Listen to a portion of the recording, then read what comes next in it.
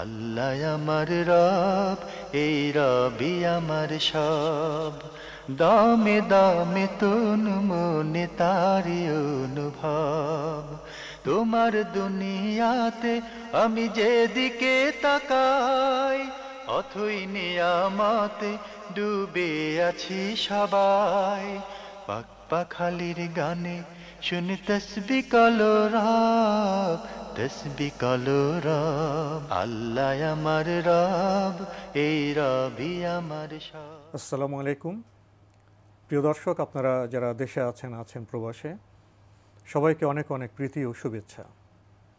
শুরু হলো আপনাদের প্রশ্ন নিয়ে আপনাদের এই প্রিয় অনুষ্ঠান আপনার জিজ্ঞাসা। আপনাদের সাথে আছি আমি জয়নুল আবেদিন আজাদ। আজকে আপনাদের প্রশ্নের জিজ্ঞাসার জবাব দিচ্ছেন বিশিষ্ট আলেম ডক্টর আবু বকর মোহাম্মদ জাকারিয়া। আসসালামু আলাইকুম রহমতুল্লাহ বারাকাতুহু। প্রিয় দর্শক, চলুন তাহলে জিজ্ঞাসার জগতে। শুরুতে একটি ইমেল, এটি পাঠিয়েছেন মিসেস নীলুফার। লিখেছেন, আমি আপনাদের অনুষ্ঠানের একজন নিয়মিত দর্শক। আমার কয়েকটি প্রশ্ন। এক, তাহাজ্জুদ নামাজে এবং মোনাজাতে কান্নাকাটি করার পরে ওই অজুতে ফজরের নামাজ পড়া যাবে কি? বিসমিল্লাহ, আলহামদুলিল্লাহ, ওসসালাতু ওয়াসসালামু আলা রাসূলিল্লাহ ওয়া বা'দ। তাহাজ্জুদের নামাজ হচ্ছে নফল নামাজ। যদি কারো অজু থাকে, সে অজু দিয়ে তিনি নফল ফরজ সবই পড়তে পারবেন। অজু একবার করলে যতক্ষণ পর্যন্ত অজু না ভাঙে ততক্ষণ পর্যন্ত সে অজু দিয়ে সমস্ত ইবাদত করা যায়। অজু ভাঙার কারণসমূহ জানার পর যদি তিনি না ঘুমিয়ে থাকেন এবং কোনো রকমের বাথরুমে না গিয়ে থাকেন বা কোনো সমস্যা তৈরি না হয়ে থাকে, তাহলে তার অজু আছে। সে অজু দিয়ে তিনি তাহাজ্জুদের নামাজের পরে কান্নাকাটি করেছেন, কোনো সমস্যা হয়নি। মোনাজাতে কান্নাকাটি করা অজু ভঙ্গের কারণ নয়, এবং এটা দিয়ে তিনি আলহামদুলিল্লাহ ফরজ সালাত আদায় করতে পারবেন, ফজরের সালাত আদায় করতে পারবেন, সুন্নত পড়তে পারবেন, কোনো সমস্যা নেই আলহামদুলিল্লাহ। আপনি আরও লিখেছেন, ইহুদিরা শুক্রবারে কেন রোজা রাখে? ইহুদিরা শুক্রবারে রোজা রাখে এটা আমাদের জানা নেই। নির্দিষ্ট কোনো কারণ তাদের থাকতে পারে, কিন্তু তাদের ডেট হচ্ছে মূলত শনিবারে। তারা শনিবারে রাখে, অনেকে শনিবারে রাখে। তাদের মধ্যে কোনো দিন তারা শুক্রবার বেছে নেয় তাদের বিশেষ কোনো পর্ব থাকলে, সেই জন্য। এইটা কোনো তাদের ধর্মীয় কোনো বিধান নয়। তাদের বিধান ছিল এরকম, ইহুদিদের মধ্যে বিভিন্ন গ্রুপ আছে। তো তাদের কেউ আগের দিন, যেহেতু আগের দিন পরের দিন শনিবার তাদের ঈদের দিন, এই জন্য তারা হয়তো কেউ আগে রোজা রাখে, পরের দিন যেহেতু আনন্দ করবে সেই জন্য। কিন্তু এটা কোনো তাদের ধর্মীয় বিধান নয়, বা আল্লাহ তাআলা তাদের উপর এই রোজার নিয়ম ফরজ করে দেননি। তাদের মধ্যে যিনি এই রোজার সবচেয়ে বেশি সুন্দর রোজা পালন করতেন ইহুদিদের মধ্যে, যদিও মুসলিমদের নবী তিনি হচ্ছেন দাউদ আলাইহিস সালাতু ওয়াস সালাম। তিনি একদিন বাদে একদিন রোজা রাখতেন। এটা হচ্ছে সুন্নাত। রাসূলুল্লাহ সাল্লাল্লাহু আলাইহি ওয়াসাল্লাম বলেছেন যে এই উম্মতের জন্য একদিন বাদে একদিন রোজা রাখা সবচেয়ে উত্তম কাজের মধ্যে একটি, উত্তম রোজার মধ্যে একটি। সেটাই হচ্ছে সুন্নত। তারা যেই বিষয়ে কোনো বিষয়ে তারা মতভেদ করে বিভিন্নভাবে তারা শরীয়ত পরিবর্তন করে নিয়েছে, সেগুলির মধ্যে একটি হচ্ছে শুক্রবারে রোজা রাখা। বোন, আপনি সবশেষে লিখেছেন, আমাদের সমাজে কোথাও প্রচলিত আছে একটি রোজা রাখা যায় না, যেমন সোমবার, বৃহস্পতিবার, এবং মুসলমানরা শুধু শুক্রবার রোজা রাখবেন না। এ বিষয়টি একটু বুঝিয়ে বলবেন? জীবন আসলে আপনি যা শুনেছেন তা শুধুমাত্র শুক্রবারের ক্ষেত্রে প্রযোজ্য। অর্থাৎ একদিন শুক্রবার নির্দিষ্ট করে রোজা রাখতে রাসূলুল্লাহ সাল্লাল্লাহু আলাইহি ওয়াসাল্লাম নিষেধ করেছেন। কারণ শুক্রবার ঈদের দিন, ঈদ হচ্ছে সাপ্তাহিক ঈদের দিন, সবার জন্য এটা একটা ঈদ। এই দিনে রোজা রাখতে রাসূলুল্লাহ সাল্লাল্লাহু আলাইহি ওয়াসাল্লাম নিষেধ করেছেন। বিশেষ করে যদি শুধু শুক্রবার রোজা রাখা হয়, তার আগে বা পরে রোজা না রাখা হয়। কেউ যদি বৃহস্পতিবার শুক্রবার রাখে অথবা কেউ যদি শুক্রবার শনিবার রাখে, তাতে কোনো নিষেধাজ্ঞা নেই। রাসূলুল্লাহ সাল্লাল্লাহু আলাইহি ওয়াসাল্লাম শুধু শুক্রবারকে আলাদা করে রোজা রাখতে নিষেধ করেছেন, কারণ এটা একটা ঈদের দিন। এর বাইরে সোমবার এবং বৃহস্পতিবার রাসূলুল্লাহ সাল্লাল্লাহু আলাইহি ওয়াসাল্লাম সওম পালন করতে, রোজা রাখতে বলেছেন, এবং বলেছেন যে এই দুইটি দিন আমি রাসূল নিজেও রোজা রাখতেন, এবং সাহাবা একরাম জিজ্ঞাসা করেছেন, ইয়া রাসূলুল্লাহ, আপনি এই দিনগুলি রোজা কেন রাখেন? তিনি বলেছেন যে সোমবারে আমি জন্মগ্রহণ করেছি, এই জন্য আমি রোজা রাখি, আর বৃহস্পতিবারে আমলনামা আল্লাহর দরবারে পেশ করা হয়। আমি চাই আমার আমলনামা আল্লাহর দরবারে পেশ করা হোক যে আমি রোজা অবস্থায়। সেই জন্য বৃহস্পতিবার রাসূলুল্লাহ সাল্লাল্লাহু আলাইহি ওয়াসাল্লাম রোজা রাখতেন, এবং আমাদেরকে উৎসাহ দিয়েছেন সোমবার এবং বৃহস্পতিবার রোজা রাখতে, এবং দিনগুলোর মধ্যে সোমবার এবং বৃহস্পতিবার রোজা রাখা সবচেয়ে উত্তম। এবার আমাদের হাতে আরও একটি ইমেইল, যিনি পাঠিয়েছেন নাম প্রকাশে অনিচ্ছুক। লিখেছেন, গান শোনা যেমন হিন্দি, বাংলা, ইংলিশ, ছবি দেখা যেমন হিন্দি, বাংলা, ইংলিশ, নাটক দেখা, যেমন বাংলা স্টার জলসা, জি বাংলার মতো চ্যানেলের, এসব কি গুনাহের কাজ? আর যদি গুনাহের কাজ হয় তবে কীরকম গুনার কাজ? আমি শুনেছি কেউ যদি গান দেখে তবে সে যতটুকু গুনাহ করে, আর যারা দেখে তারাও ঠিক ততটুকু গুনাহ হবে। এটা কি সত্যি? যেগুলি বাদ্য আছে, যেগুলির মধ্যে আবেদনময়, যৌন আবেদনময় জিনিস আছে, যেগুলির মধ্যে খারাপ কিছু আছে, বা কোনো এমন কথা আছে যেগুলিতে মানুষের যৌন সুশ্রী দেয়, এরকম কোনো গান গাওয়া হারাম। ব্যক্তিগতভাবে কেউ কার মনের ভিতরে আনন্দ আসলো, ব্যক্তিগত নিজের এমন কোনো গীত গাইতে পারে যেগুলিতে কোনো খারাপ কিছু নেই। যেমন সাহাবায়ে কেরাম রিদওয়ানুল্লাহি আলাইহিম আজমাইন যখন তারা উট চালাতেন তখন তারা হেদা করতেন। হেদা অর্থ হচ্ছে উট চলে এরকম কিছু গাইতেন, যে আমরা সামনে যাব, আগামী দিন এগিয়ে যাব, এই জাতীয় কথাগুলো বলতেন, যাতে যেগুলোর মধ্যে কোনো অশ্লীলতা নেই এবং খারাপ কিছু নেই এবং কোনো বাদ্যযন্ত্র নেই। তো ব্যক্তিগতভাবে কেউ যদি কোনো অশ্লীলতা নেই, শুধু কবিতার মতো কোনো গান গায়, বা যাতে কোনো অশ্লীলতা নেই, কোনো আল্লাহর প্রশংসা আছে এই জাতীয় কিছুতে গায়, সেটা গান নয়। সেটা বলতে হবে যে সেটা হচ্ছে যে আমরা ভালো কথা বলছি, গান হিসেবে বলা যাবে না। গান সাধারণত বললে বোঝায় যাতে বাদ্য আছে, যাতে খারাপ আবেদনময় জিনিস আছে, সেটাই। যদি সত্যি সত্যি কিছু আল্লাহর দ্বীন সম্পর্কে জানতে চান তাহলে রাসূলুল্লাহ সাল্লাল্লাহু আলাইহি ওয়াসাল্লাম এর হাদিস শুনুন। কোরআন এবং হাদিসের মধ্যে আপনি শান্তি পাবেন এবং এর মাধ্যমেই আপনি হেদায়েতের পথ পাবেন এবং এর মধ্যে আনন্দ পাবেন। আনন্দ পাবেন তখন যখন আপনি বুঝতে পারবেন। সুতরাং আপনার আমার উচিত হচ্ছে গানের দিকে ধাবিত না হয়ে আমরা যেন কোরআন এবং সুন্নাহর দিকে, কোরআন শোনার দিকে, কোরআন অর্থ বোঝার দিকে ধাবিত হই। দ্বিতীয় প্রশ্ন করেছেন নাটক দেখা। নাটক তো পুরোটাই মিথ্যা। আর এগুলোতে এমন এমন চরিত্র বলা হয়, কেউ কাউকে বাপ ডাকছে, সে তার বাপ নয়, এটা মিথ্যাচার নিঃসন্দেহে। এবং কেউ দেখা যায় কখনো কখনো এমন কাজ করতেছে যে কাজগুলি অনুমোদিত নয়, মেয়ে ছেলে কথাবার্তা চলছে যেগুলি অনুমোদন করে না ইসলাম। সেগুলি বাংলা হোক, আরবি হোক, হিন্দি হোক, কোনো ভাষাতেই এই জাতীয় নাটকগুলো জায়েজ নাই।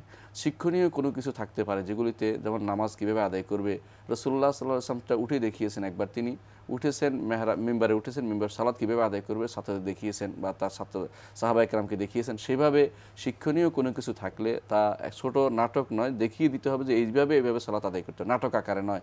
কারণ নাটকের বেশিরভাগই মিথ্যার উপর প্রচলিত। তো এই জাতীয় নাটক, নভেল বা যেগুলো আছে মিথ্যার উপর যেগুলি তৈরি হয়েছে সেগুলি দেখা জায়েজ নেই, সেগুলি থেকে আমাদের দূরে থাকতে হবে। বর্তমান সময়কে বলা হয় যে মিডিয়ার সময়, মিডিয়ার যুগ। সারা পৃথিবীতে মিডিয়ার জয় জয়কার। প্রায় সবার ঘরে একটি বাক্স থাকে, সে বাক্সে দিনরাত 24 ঘন্টা চলে। এবং সাধারণভাবে যারা এগুলো দেখেন বা যারা তেমন ধর্ম মনস্ক নন, তারাও এই কথা স্বীকার করেন অনেক ক্ষেত্রে, যা দেখানো হচ্ছে তা তেমন ভালো দেখানো হচ্ছে না, মন্দ জিনিসের মাত্রাই বেশি। তো আমরা যে বিষয়গুলো নিয়ে কথা বলছি সেটা হলো গান কেন, নাটক কেন, যে কোনো বিষয়ে যারা মুসলিম তারা হারাম এবং হালাল এই দুটি বিষয় বিবেচনা আনে। জি। এবং কিছু বিষয় হারাম হওয়ার যত শর্ত থাকবে, তাই না? জি। যেমন সব গানই হারাম নয় যদি হারাম বিষয় না থাকে, আমরা বলেছি কথাটা, সেটা আপনি বলেছেন। জি। এবং নাটকের ক্ষেত্রে এখন যা দেখা যাচ্ছে অধিকাংশই এরকম যে সেগুলোর মধ্যে মন্দ বিষয়ে বেশি, সেটা সমাজ বা ব্যক্তির কোনো উপকার করে কিনা সে প্রশ্ন তো স্পষ্ট জাগেই। জি জি।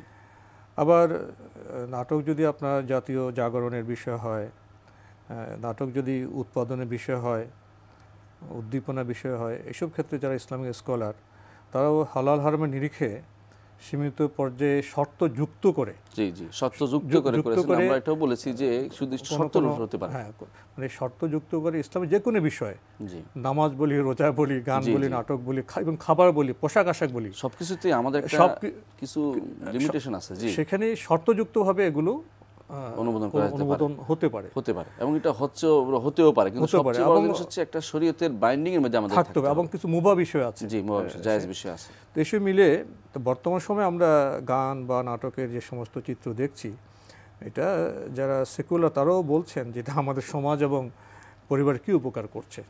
উপকার তো নয়, বরং অনেক সময় দেখা যায় এর মাধ্যমে আমাদের পরিবারে খারাপ কিছু শিক্ষা দেওয়া হচ্ছে, ক্ষতি হচ্ছে। তো সেই বিষয়ে আমাদের সচেতন থাকতে হবে। এবং কেউ যদি কোনো গান রচনা করেন বা সুর দিতে যান, সেখানেও তাকে হালাল হারামের বিষয়টা সচেতন থাকতে হবে, যাতে ব্যক্তির কল্যাণ হয় এবং যাতে স্রষ্টা অসন্তুষ্ট না হন এবং তার পরকাল যেন ক্ষতিগ্রস্ত না হয়। এই বিষয়গুলো সামনে রাখলে বোধহয় সচেতনভাবে আমরা কিছু সৃজনশীল কাজ করতেও পারি। জি।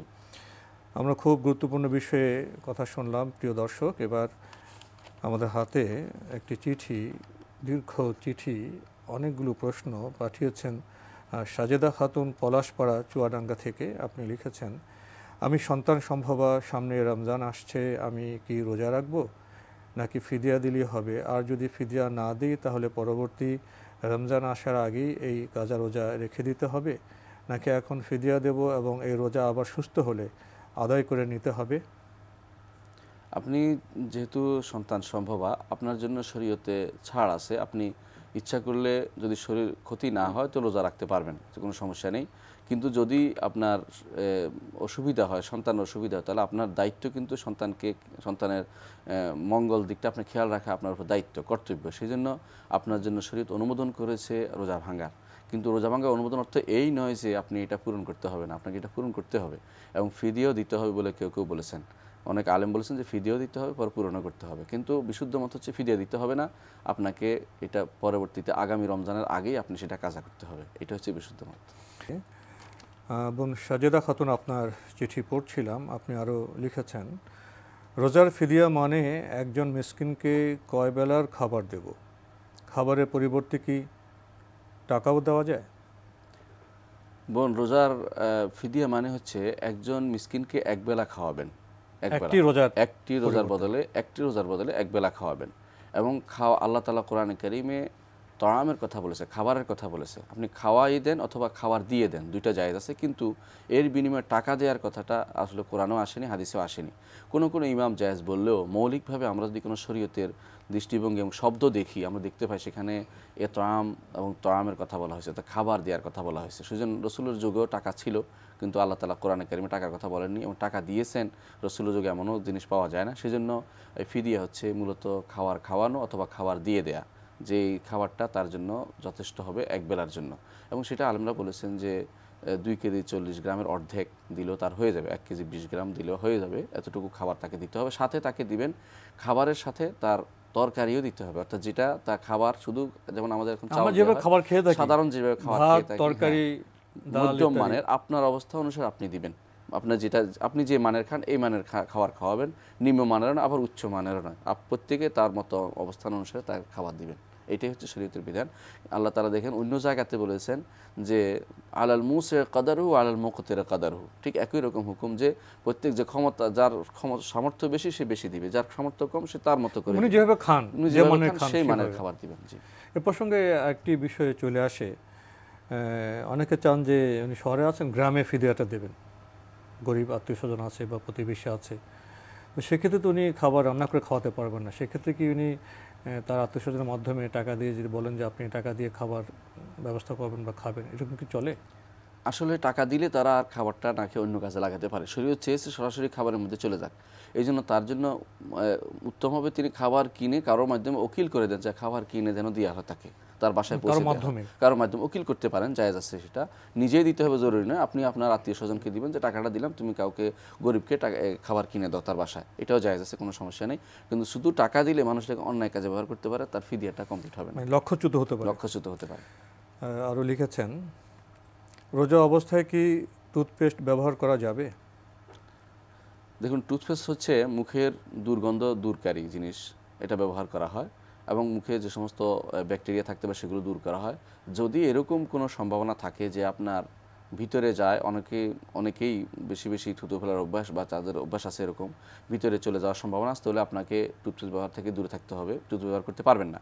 আর যদি এরকম হয় যে আপনার নিজের উপর কন্ট্রোল আছে, আপনার মুখ থেকে ভিতরের কিছু দিকে, পেটের ভিতর দিকে কিছু যাবে না, তাহলে আপনি টুথপেস্ট ব্যবহার করতে পারবেন, এতে কোনো সমস্যা নেই। মানে সচেতনভাবে টুথপেস্ট ব্যবহার করতে পারবেন, কোনো সমস্যা হবে না। আপনি আরও লিখেছেন, আমি নিয়মিত তাহাজ্জুদ পড়তাম, এখন অসুস্থতার জন্য উঠতে পারি না, ডাক্তার পূর্ণ বিশ্রামে থাকতে বলেছেন, কিন্তু পড়তে পারি না বলে মানসিক শান্তি পাই না। এখন যদি আমার শরীরের অবস্থা বুঝে আমি তাহাজ্জুদ পড়ি, তাহলে কি এটা আমার জন্য বাড়াবাড়ি হবে? বোন, আসলে রাসূলুল্লাহ সাল্লাল্লাহু আলাইহি ওয়াসাল্লাম বলেছেন, কেউ যদি কোনো ভালো আমল করতো, তারপর অসুস্থতা অথবা কোনো সফরের কারণে সেটা করতে পারেনি, আল্লাহ তাআলা দয়া পরবশ হয়ে তার জন্য সেই আমলটুকু লিখে দিবেন। আলহামদুলিল্লাহ, আপনি তাহাজ্জুদ পড়তে নিয়মিত, এখন আপনার অসুস্থতার কারণে, সন্তানের ভবিষ্যৎ দেখার কারণে আপনি হয়তো পড়তে পারছেন না, এই জন্য আল্লাহ তাআলা আপনার জন্য সেটা লিখে দিবেন। আপনি যদি এখন বাড়াবাড়ি করে সন্তানের ক্ষতি করে নিজের ক্ষতি করে সালাত আদায় করেন তো এটা বাড়াবাড়ি পর্যায়ে যাবে। আসলে নফল কাজের জন্য বাড়াবাড়ি করবেন না, বরং আল্লাহ তাআলা যে সওয়াব তিনি রাসূলের মাধ্যমে ঘোষণা করেছেন সেটার আশায় থাকবেন। নিশ্চয়ই ইনশাআল্লাহ আল্লাহ তাআলা আপনাকে সেই সওয়াব দিবেন যে সওয়াব আপনি আগে পেতেন, আগে যে আদায় করলে যে সওয়াব পেতেন সে সওয়াব ইনশাআল্লাহ আপনি না পড়েও পাবেন। এটাই হচ্ছে রাসূলুল্লাহ সাল্লাল্লাহু আলাইহি ওয়াসাল্লামের হাদিস অনুসারে আপনার আমল করা। সুতরাং আপনি উপহার, আপনি সেটাকে বাড়াবাড়ি না করে নিজের উপরে কষ্ট নিয়ে আসবেন না এবং সন্তানের উপরেও কষ্ট নিয়ে আসবেন না, এবং যাতে করে এইটা বাড়াবাড়ি যেহেতু দিনের ভিতরে নাই, আপনি জানেন রাসূলুল্লাহ সাল্লাল্লাহু আলাইহি ওয়াসাল্লাম বাড়াবাড়ি করতে নিষেধ করেছেন, আল্লাহ তাআলা কোরআন নিষেধ করেছেন, অর্থাৎ বাড়াবাড়ি করা যাবে না, যতটুকু আপনি পারেন। রাসূল এটাও বলেছেন আলাইকুম বিমা তুতিকুন, তোমরা যতটুকু পারো অতটুকু আমল করবে, অর্থাৎ তোমরা নিজের সাধ্যের বাইরে কষ্ট দিবে না। রাসূলুল্লাহ সাল্লাল্লাহু আলাইহি ওয়াসাল্লামের কাছে এক মহিলা আসলো, তো জিজ্ঞাসা করলো কে আসছে, উম্মাহাতুল মুমিনিন বললেন যে ও অমুক মহিলা, তিনি এইভাবে আমল করেন, রাতে ঘুমান না, চুল উপরের দিকে টেনে লম্বা করে রাখেন যাতে করে ঘুম না আসে। রাসূলুল্লাহ সাল্লাল্লাহু আলাইহি ওয়াসাল্লাম বললেন যে মাহ, চুপ করো, আলাইকুম বিমা তুতিকুন, যতটুকু পারো ততটুকু আমল করো, বাড়াবাড়ি করতে তোমাদেরকে বলা হয়নি। এই যে রাসূল এটাও বলেছেন বুরাইস্তু মুয়াসসিরিন, তোমাদেরকে সহজকারী হিসেবে পাঠানো হয়েছে, ওয়ালা মুআসসিরিন, কঠিনকারী হিসেবে পাঠানো হয়নি। তো কঠিন কেন করবো, কাঠিন্যতা নিজের উপর জুলুম করবেন না। যতটুকু ডাক্তার বলেছে, ভালো ডাক্তার হলে, যার কথা গ্রহণযোগ্য এরকম ডাক্তার হলে তার কথা শুনবেন, এবং আপনি আশা করবেন যে আল্লাহ তাআলা আপনাকে না পড়েও সেই সওয়াবটা দিবেন। আবার যখন আপনি সুস্থ হবেন সেই নিয়ত রাখবেন, যখন সুস্থ হবেন ইনশাআল্লাহ আবার আমি তাহাজ্জুদ পড়ব, ইনশাআল্লাহ আপনার মাঝখানে যে সময়টুকু যে অবস্থাটা কাটা গেছে বা বাদ পড়ে গেছে সেটার সওয়াব আপনার আমলনামায় লেখা হয়ে যাবে। উনি তো বাড়াবাড়ি করবেন না, কোনোদিন যদি এমন শরীরটা ভালো লাগতেছে সেদিন তো উনি পড়তে পারেন। জি, কোনোদিন যদি আপনি দেখছেন যে আজকে শরীরটা ভালো লাগতেছে, আপনার কোনো সমস্যা হবে না, আপনি যদি পড়তে পারেন, এতে কোনো নিষেধ নেই, আলহামদুলিল্লাহ, এটাও ভালো কাজ। আপনি আরও লিখেছেন সন্তান ভূমিষ্ঠ হওয়ার পর ডান কানে আজান ও বাম কানে ইকামত দিতে হবে। আজান ও ইকামতের শব্দগুলো কি জোরে বলতে হবে নাকি আস্তে কানের কাছে গিয়ে বলতে হবে? বোন, আসলে ডান কানে আজান বাম কানে একামত, যেটা হাদিসটা দুর্বলতা আছে, তবে আজানটা সহিহ হাদিস দ্বারা প্রমাণিত হয়েছে বিভিন্ন, এই জন্য আজানটা দিলেই যথেষ্ট। আজান দিবেন, আজানটা জোরে নয়, বাচ্চার কান ফেটে যাবে, ভয় পেয়ে না যায়, বাচ্চা ভয় পেয়ে কান্নাকাটি আরম্ভ করে, এরকম নয়। আসলে উদ্দেশ্যটা জানতে হবে আমাদেরকে। আজানের উদ্দেশ্য হচ্ছে যে এই বাচ্চা দুনিয়াতে আসছে সে যেন ইসলামের উপর থাকে, ফিতরাতের উপর থাকে, কারণ প্রথম ধ্বনি তার কানে যেন যায় যে আল্লাহু আকবার, আল্লাহ সবচেয়ে বড়, এই জিনিসটা, এবং সর্বশেষ লা ইলাহা ইল্লাল্লাহ এটাও যায়, এবং আল্লাহর শাহাদত, রাসূলুল্লাহ আল্লাহ তাআলা তাওহীদের সাক্ষ্য, রাসূলুল্লাহ রিসালাতের সাক্ষ্য এবং সালাতের সাক্ষ্য, এগুলি সবই, এবং কল্যাণের সাক্ষ্য, সবই যেন আপনাকে আপনার সন্তানের জন্য আসর করে, প্রভাব পড়ে, এটাই শরীয়ত চায়। শরীয়তের এটা যদি আপনি ঠিকমতো আদায় করতে পারেন, আস্তে আস্তে বলুন, কানের কাছে শব্দটা যেন যায়, জোরে নয়, খুব জোরে নয়। অনেকে বাড়িতে আজান দিয়ে বসে, এটা আবার ভুল, বাড়িতে আজান দিয়ে বসে এটা ঠিক নয়, কারণ কোলে নিয়ে আপনি আস্তে আস্তে আজানটা তার কানের কাছে বলুন। পুরুষ মহিলা সব বলতে পারো, কারো কোনো নিষেধ নাই, কিন্তু উত্তম হচ্ছে পুরুষ বলা, পুরুষ কোলে নিয়ে সেটা বলুক। আজান যেহেতু পুরুষের কাজ, এখানে উদ্দেশ্য হচ্ছে বাচ্চাকে শোনানো, কারণ নামাজের জন্য ডাকা আহ্বান নয়। সুতরাং বাচ্চাকে কানের মধ্যে এটা ফোটানোর অর্থ হচ্ছে তাওহীদবাদী যেন হয়, এবং রাসূলুল্লাহ সাল্লাল্লাহু আলাইহি ওয়াসাল্লাম রিসালাতকে যেন স্বীকার করে, এবং দ্বীনের উপর থাকে, সালাত আদায়কারী হয়, এর মূলত উদ্দেশ্য। এবং রাসূলুল্লাহ সাল্লাল্লাহু আলাইহি ওয়াসাল্লাম কী উদ্দেশ্যে কোন কাজটা করেছেন আমাদের জানলে আমাদের জন্য আমল করা সহজ হয়। সুতরাং সেভাবে কোলে নিয়ে ধীরে ধীরে আস্তে আস্তে বলবেন, খুব জোরে নয়, বাচ্চার উপর যেন মানে উল্টা প্রভাব না পড়ে সে দিকটা আমাদের খেয়াল রাখা দরকার। আমরা জানলাম ইকামত নয়, শুধু আজানে দিবেন। জি, এটা কি ডান বা বাম কান এমন কোনো নির্দিষ্ট আছে? না, যে ডান বা কানে নির্দিষ্ট নয়, আপনি কোলে নিয়ে কানের কাছে আসতে বলবেন, শুনবে, এখানে কান কোনো লক্ষ্য নয়। প্রিয় দর্শক, আমরা চমৎকার কিছু বিষয়ে জানলাম। এবার আমাদের হাতে আরও একটি ইমেল, এটি পাঠিয়েছেন মোহাম্মদ আইয়ুব চিটাগাং থেকে। লিখেছেন, I am regular watch this TV program and we benefit from this Islamic program. My question, please explain জানাজার নামাজ থ্রু সুন্নাহ। জানাজার নামাজ কীভাবে সুন্নত মোতাবেক পড়তেন আপনি জানতে চেয়েছেন। সুন্নাহ অর্থ শুধু সুন্নাহ নয়, যেহেতু জানাজার নামাজ আপনি জানেন যে ফরজে কিফায়া, মানে পড়তেই হবে আপনাকে, কেউ না কেউ পড়তে হবে, নাহলে সবাই গুনাহগার হবে। তো সুন্নাহ মোতাবেক রাসূলুল্লাহ সাল্লাল্লাহু আলাইহি ওয়াসাল্লাম কীভাবে সালাতুল জানাজা আদায় করতেন সেটা আপনি জানতে চেয়েছেন। রাসূলুল্লাহ সাল্লাল্লাহু আলাইহি ওয়াসাল্লাম জানাজার সালাতের ব্যাপারে তাড়াতাড়ি করতে বলেছেন, এবং বলেছেন 3 কাতার হলে 40 জন যদি কারোর জন্য দোয়া করে, কোনো কোনো হাদিসে 3 কাতারের কথাও আসছে, সাহাবী থেকে বর্ণনা আসছে 3 কাতারের কথা, বিশেষ করে ইবনে আব্বাস রাদিয়াল্লাহু থেকে 3 কাতারের কথা বর্ণনাটা আসছে এবং এটা বিশুদ্ধ বর্ণনা ইবনে আব্বাস থেকে আসছে। তো আমরা যে জিনিসটা বলতে চাচ্ছি সেটা হচ্ছে যে প্রথমে যে রাসূলুল্লাহ সাল্লাল্লাহু আলাইহি ওয়াসাল্লাম বলেছেন যে 40 জন যদি কোনো কারোর জন্য সাক্ষ্য দেয় জানাজার, যারা তাওহীদবাদী, আল্লাহ তাআলা তাকে ক্ষমা করে দিবেন, এটা বলা হয়েছে। সুতরাং জানাজার সালাতের ব্যাপারে গুরুত্ব আপনাকে দিতে হবে। কিভাবে রাসূল আদায় করতে বলেছেন, কাদের দিয়ে আদায় করতে বলেছেন, সেটা আপনি খেয়াল রাখবেন, যাতে তাওহীদবাদী লোকরা আপনার জানাজার শরীক হয়, বিষয়টা খেয়াল রাখবেন। তাওহীদ, আপনি জানাজার সালাতে শুরু করবেন আল্লাহু আকবার দিয়ে, এরপরে কি করবেন? অধিকাংশ আলেম বলে থাকেন যে, বিশেষ করে আমাদের দেশে আলেমরা বলে থাকেন যে এখানে সানা পড়বেন, কিন্তু রাসূলুল্লাহ সাল্লাল্লাহু আলাইহি ওয়াসাল্লাম থেকে সানা পড়াটা সাব্যস্ত হয়নি। যদি কেউ পড়ে আমরা এটাকে নিষেধ করছি না, কারণ সানা অন্যান্য সালাতে আছে। সেই সালাতে আমরা একেবারে শেষে চলে এসেছি, আমরা 1 মিনিটের জন্য আমরা বলছি শুধু ইনশাআল্লাহ। জি, সঠিক পদ্ধতিতে বলে দিচ্ছি। জি, দ্বিতীয় হচ্ছে এরপরে আপনি সূরা ফাতিহা পড়বেন, এটা সুন্নাত, এটা রাসূলুল্লাহ সাল্লাল্লাহু আলাইহি ওয়াসাল্লাম হাদিসে সাব্যস্ত হয়েছে। এরপর আল্লাহু আকবার বলবেন, তারপরে আপনি দুরূদ পড়বেন, রাসূলুল্লাহ সাল্লাল্লাহু আলাইহি ওয়াসাল্লাম দুরূদ ইব্রাহিম যেটা সালাতে আদায় করেন। তৃতীয় হচ্ছে আপনি আল্লাহুম্মা গফির লিহাইয়িনা মাইয়িতিনা শাহিদানা গায়বিনা, এটা দোয়াটা পড়বেন, যেটা আপনি হিসনুল মুসলিমে পাবেন। এরপরে আপনি ডান দিকে সালাম ফিরিয়ে নেবেন। বাম দিকে সালাম ফিরানোটা দুরূল হাদিস দিয়ে এসেছে, ডান দিকে সালাম ফিরানোটা সহিহ হাদিস দিয়ে এসেছে। সেটা করলে আপনার সালাতটা যথেষ্ট হয়ে যাবে, আলহামদুলিল্লাহ। তো আজকে আমাদের এখানে শেষ করতে হচ্ছে, আপনাকে অনেক ধন্যবাদ। জাযাকাল্লাহু খাইরান। ভাই শেষে যে প্রশ্নটি করেছেন, জানাজার নামাজের প্রশ্ন, জীবন শেষের প্রশ্ন। জীবনের শুরু আছে, মধ্য গগনে জীবন আসে, জীবনে তো বিকেলও আসে। এসব যে প্রহরগুলো, ক্ষণগুলো, এই সময়গুলো আমরা কিভাবে কাটাচ্ছি একটু ভাবি, আত্মসমালোচনা করি এবং ভ্রান্তি মুক্ত হয়ে সঠিক পথে চলি, তাহলে পরকালে হয়তো আমরা মুক্তি পেতেও পারি। চিঠি লিখুন, প্রশ্ন পাঠান আমাদের ঠিকানায়। পরিচালক আপনার জিজ্ঞাসা, এনটিভি, বিএসসি ভবন, 7ম তলা, 102 কাজী নজরুল ইসলাম এভিনিউ, কারওয়ান বাজার, ঢাকা 1215। আপনারা ইমেলও করতে পারেন। আমাদের ইমেল অ্যাড্রেস আপনার জিজ্ঞাসা @ntvbd.com। প্রিয় দর্শক, আপনারা আমাদের এই অনুষ্ঠানে এনটিভি অনলাইনেও দেখতে পারবেন। ভিজিট করুন www.ntvbd.com। দর্শক, আপনারা সবাই নিরাপদে থাকুন শান্তিতে। আসসালামু আলাইকুম। আল্লাহ আমার রব, এই রবি আমার সব, দামে দামে তুন মনে তারি অনুভব। তোমার দুনিয়াতে আমি যেদিকে তাকাই, অথই নিয়ামতে ডুবে আছি সবাই।